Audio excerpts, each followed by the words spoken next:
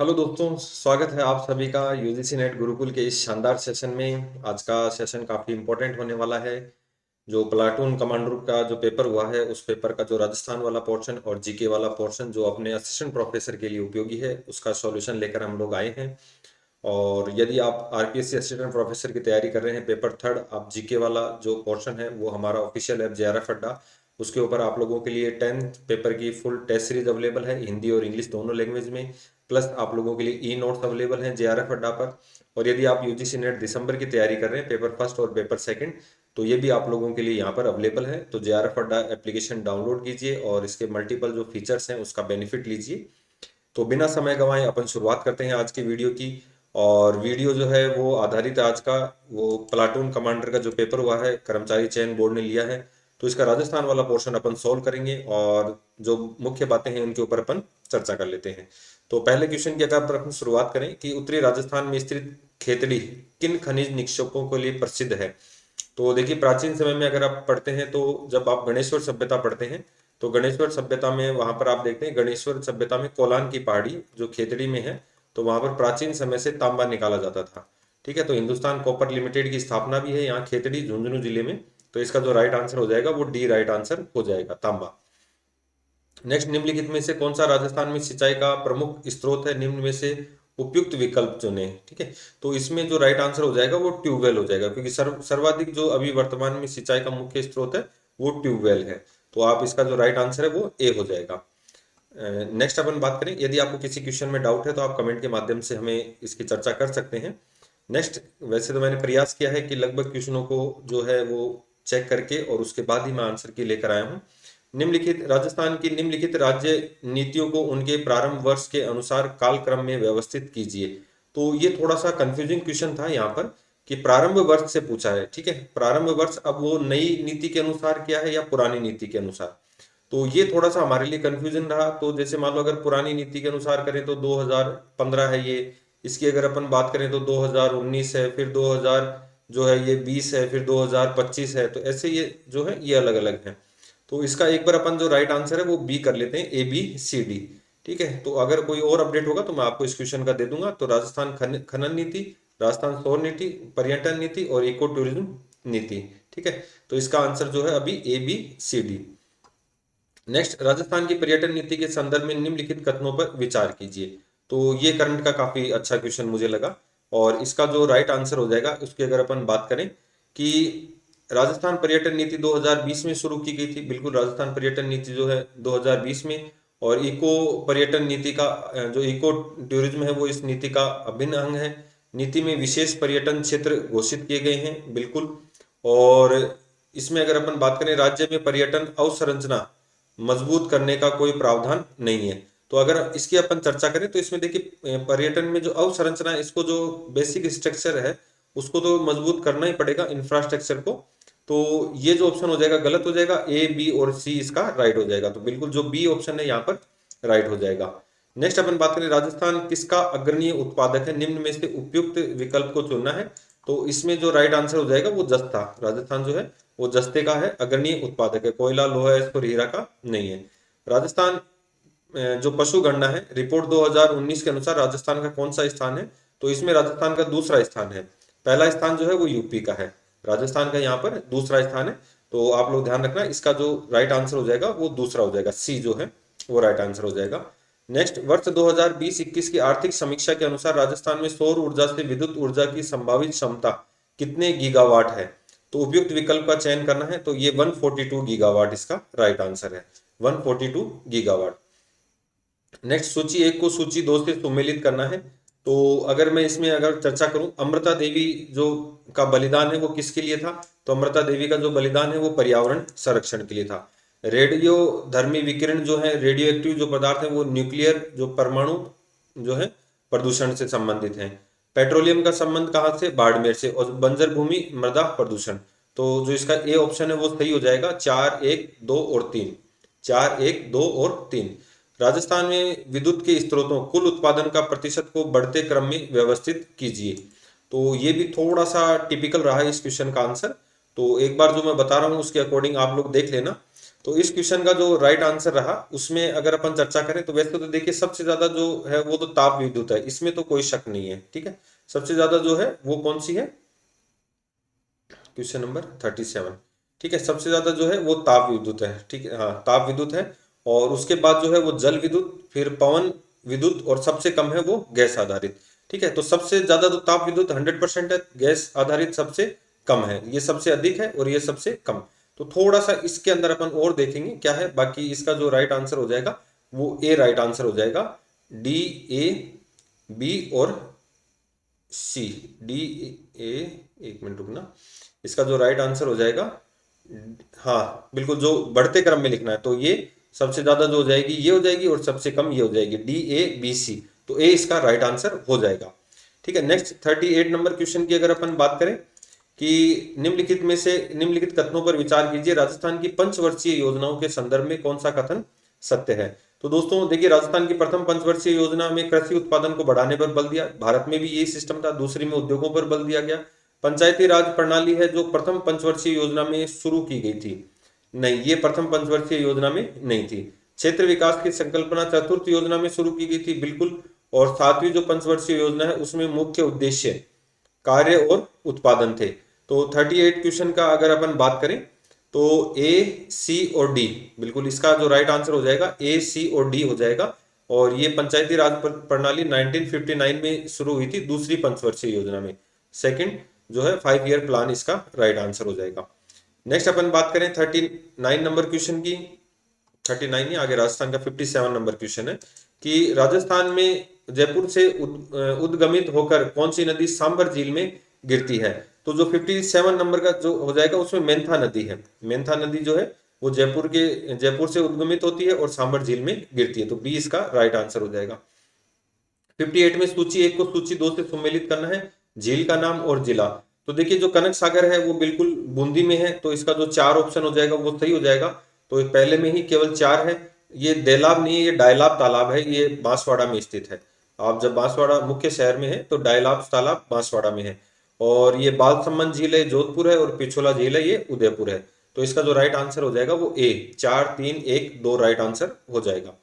Next question number 59 की अगर अपन बात करें तो ये क्वेश्चन जैसे अभी अपन ने पहले भी देखा था, राजस्थान में जो है सर्वाधिक सिंचाई के स्रोत हैं और अंदाजित शुद्ध सिंचित क्षेत्र प्रतिशत में, तो ट्यूबवेल से सबसे ज्यादा है 49.94 है, टैंकों से सबसे कम है।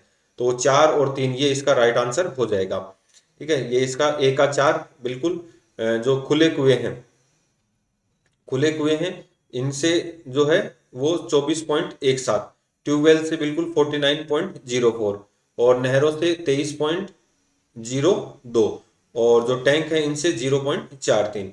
तो ये इसका जो बी राइट आंसर हो जाएगा, 59 का बी राइट आंसर हो जाएगा। 60 की अपन बात करें, जो गागरीन जो बांध है, ठीक है, 69 का जो गागरीन बांध है बिल्कुल ये झालावाड़ में है। और ये बिलासपुर नहीं है, बीसलपुर बांध है। बीसलपुर बांध जो है वो टोंक में है। जवाहर सागर जो बांध है वो बूंदी में है, और जसवंत सागर बांध जोधपुर में है। तो सी इसका जो है राइट आंसर हो जाएगा। नेक्स्ट क्वेश्चन की अगर अपन बात करें, सूची 1 को सूची 2 से सम्मिलित करना है, वन्य जीव अभ्यारण्य और उनकी अवस्थिति। तो बहुत इजी क्वेश्चन था। अगर हम बात करें सरिस्का जो है वो अलवर में, ए का 4, तो ए का 4 केवल एक में ही दे रखा है, तो बी इसका राइट आंसर हो जाएगा। सरिस्का जो है अलवर में। और हम बात करें जो रामसागर है ये धौलपुर में है, जयसंबंध है ये उदयपुर में, और जो नाहरगढ़ है ये जयपुर में है।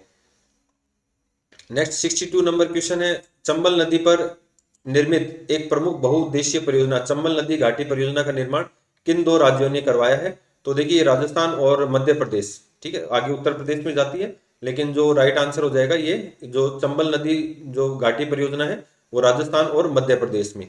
तो राइट आंसर इसका डी हो जाएगा।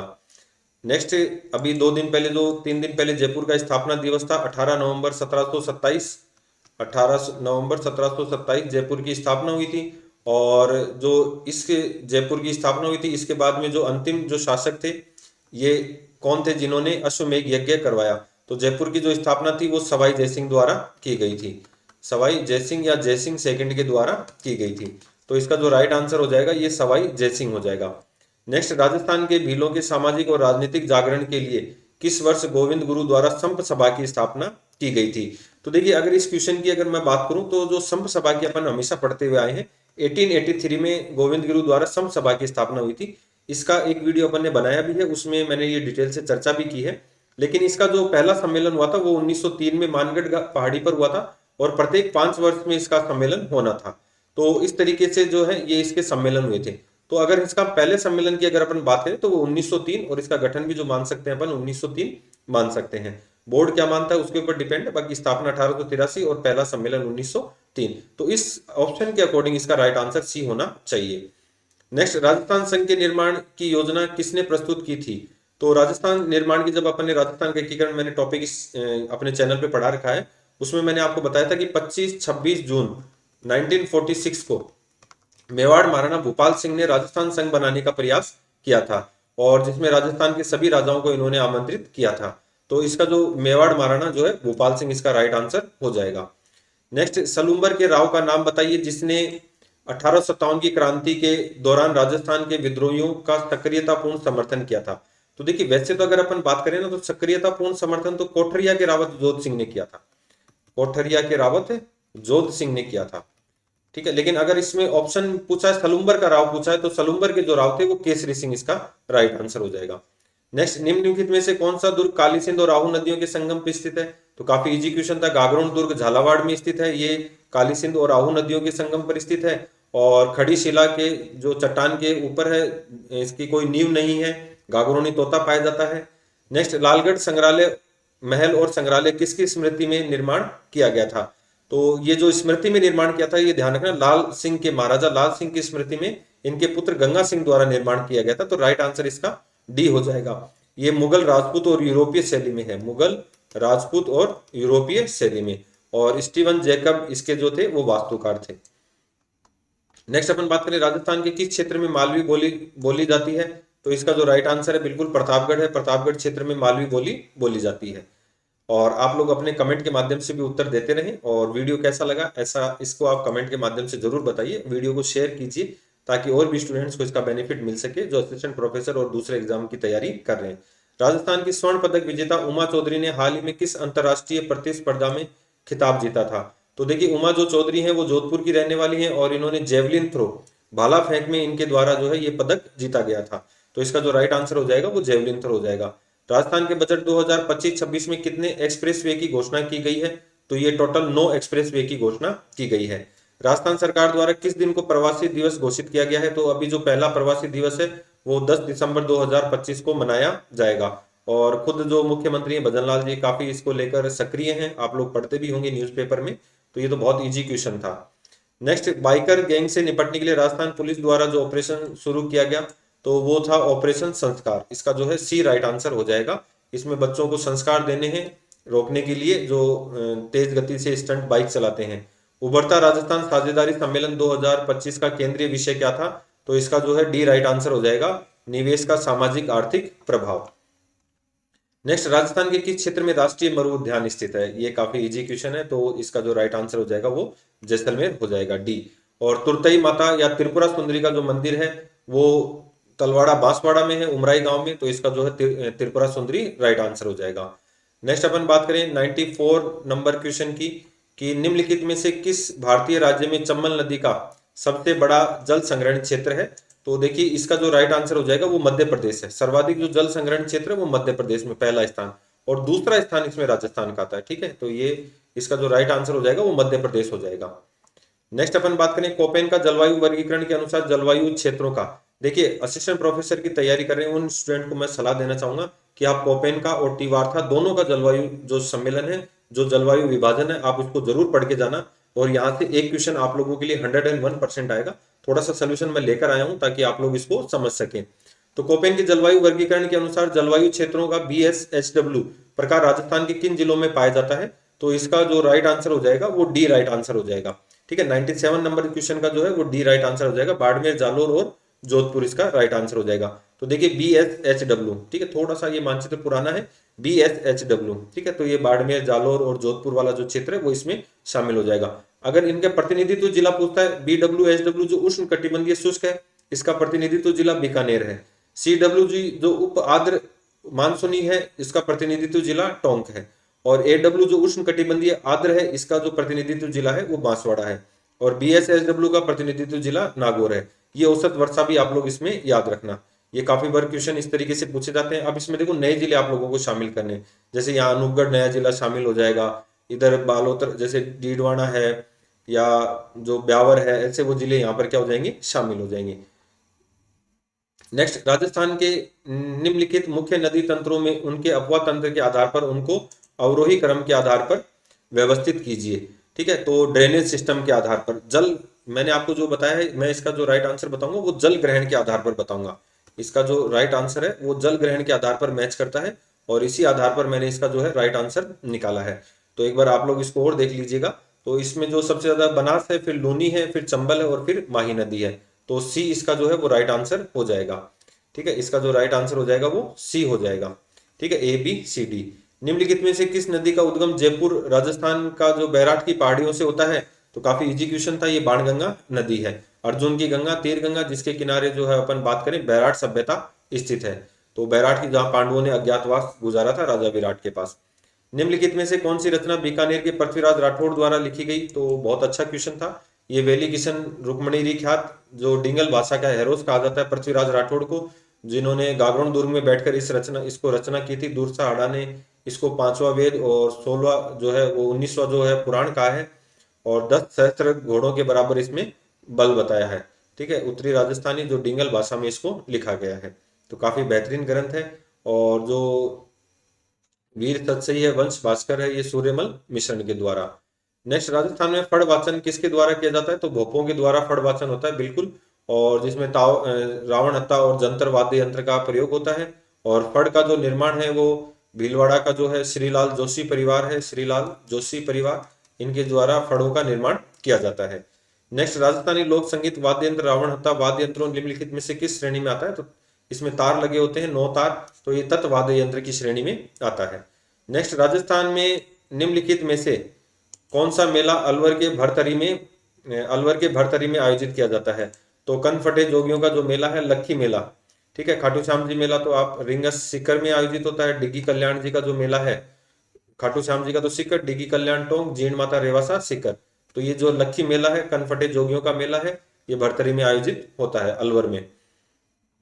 नेक्स्ट अपन बात करें सूची 1 को सूची 2 से सुमेलित करना है कि कालबेलिया जो नृत्य है बिल्कुल ये सपेरा हो जाएगा। गौरी नृत्य जो भीलों के द्वारा 40 दिन तक, अग्नि नृत्य जसनाती, और 13 ताली जो है वो कामड़ जाति की महिलाओं के द्वारा किया जाता है। तो इसका सी जो है वो बिल्कुल राइट आंसर हो जाएगा। राम स्नेही पंथ के संस्थापक कौन थे? तो शाहपुरा में जो राम स्नेही संप्रदाय है, रामचरण जी, संत रामचरण जी इसके संस्थापक रहे हैं। तो वो खेड़प्पा, ये 4 इनकी जो अलग अलग शाखाएं हैं।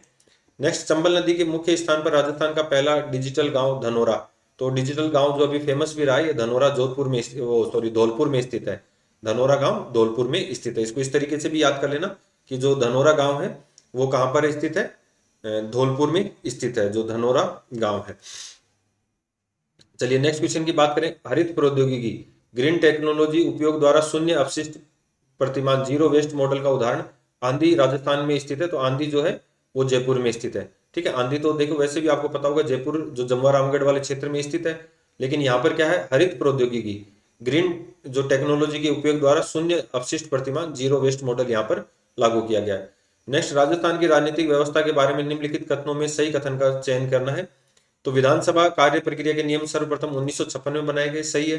नियमों के अनुसार विधानसभा किसी कैलेंडर में वर्ष में न्यूनतम 3 सत्र होंगे। तो अपन पढ़ते भी हैं, बजट सत्र, मानसून सत्र और शीतकालीन सत्र। कोई ऊपरी सदन नहीं है, बिल्कुल नहीं है। राजस्थान में एक द्विसदनीय राज्य है, नहीं, राजस्थान में क्या है? एक सदनीय राज्य है। ठीक है, एक सदनीय क्या है? तो ए, बी और सी इसके राइट आंसर हो जाएंगे, ए, बी और सी। ठीक है, द्विसदनात्मक नहीं है, एक सदनात्मक है। ठीक है, तो राइट आंसर क्या हो जाएगा इसका? सी हो जाएगा। नेक्स्ट अपन बात करें, राजस्थान के निम्नलिखित जिलों के अंतर्गत आने वाले विधानसभा क्षेत्रों की संख्या के अनुसार उनको अवरोही क्रम में स्थापित करना है। तो देखिए, अगर अपन सर्वाधिक बात करें तो 19 जयपुर में है विधानसभा क्षेत्र, 11 अलवर में है, जैसलमेर में शायद 10 हैं। तो इस तरीके से जो है इसका जो राइट आंसर हो जाएगा वो अपन बात करें तो बी डी सी ए, यहाँ 10 है और इसमें कम है, बी डी सी ए। ठीक है, हाँ बिल्कुल ये इसका राइट आंसर हो जाएगा, ए इसका राइट आंसर हो जाएगा। नेक्स्ट, राजस्थान के निम्नलिखित जो है संभाग, इनमें सबसे बड़ा संभाग कौन सा है क्षेत्रफल की दृष्टि से? तो क्षेत्रफल की दृष्टि से जो सबसे बड़ा संभाग है वो जोधपुर संभाग है। ठीक है, ये अपन शुरुआत से पढ़ते आए हैं, सबसे बड़ी रियासत भी जैसे जोधपुर थी। राजस्थान में सबसे ऊंची चोटी गिरी गुरु शिखर किस जिले में स्थित है? तो गुरु शिखर सिरोही जिले में स्थित है, 1722 और 1727 दोनों ऑप्शन याद रखने हैं। 1722 और 1727 दोनों इसी की ऊंचाई है। ठीक है, और नेक्स्ट अगर अपन बात करें 149 जो है, इसमें अगर बात करें, एक तरफ तो राजस्थान के पशु शुभंकर है और एक तरफ उनका जिला है। तो लोमड़ी है बिल्कुल बाड़मेर का है, और जो सांबर हिरण है वो अलवर का है, सांबर हिरण अलवर का है। तो मोर जो है वो भीलवाड़ा है, और बाघ जो है वो सवाई माधोपुर का है। तो इसका जो राइट आंसर हो जाएगा वो सी राइट आंसर हो जाएगा। और कौन सी लूनी की सहायक नदी नहीं है? तो जवाई, सुकड़ी, जोजड़ी तीनों हैं, साबरमती नहीं है। साबरमती स्वयं एक अपने आप में बड़ी नदी है। तो ये आज का जो पेपर था काफी अच्छा पेपर रहा, और कुछ क्वेश्चन इजी थे, और जो करंट के भी मैं कहूँगा नॉर्मल क्वेश्चन थे, ज़्यादा टफ क्वेश्चन नहीं थे। तो कमेंट के माध्यम से आपको बताना है कि आपका पेपर कैसा रहा, और उसके अकॉर्डिंग अगर कट ऑफ की मैं बात करूं, तो राजस्थान जीके के अकॉर्डिंग आप लोगों की कट ऑफ बहुत इजी रहनी चाहिए। मतलब पेपर इजी रहना चाहिए, कट ऑफ आपकी थोड़ी सी हाई रहेगी। और मैथ और जो साइंस वाला पोर्शन है वो आप लोग एनालिसिस कर लेना। बाकी जो आपके कमेंट होते हैं उसके अकॉर्डिंग अपन एनालिसिस करते हैं कि पेपर का क्या कट ऑफ रहा। और आप यदि आरपीएससी असिस्टेंट प्रोफेसर का एग्जाम देना चाहते हैं तो, और तैयारी बेहतर ढंग से करना चाहते हैं, तो हमारा ऑफिशियल ऐप JRF अड्डा डाउनलोड करना ना भूलें। तो आज की वीडियो में इतना ही, मिलते हैं नेक्स्ट वीडियो में, धन्यवाद।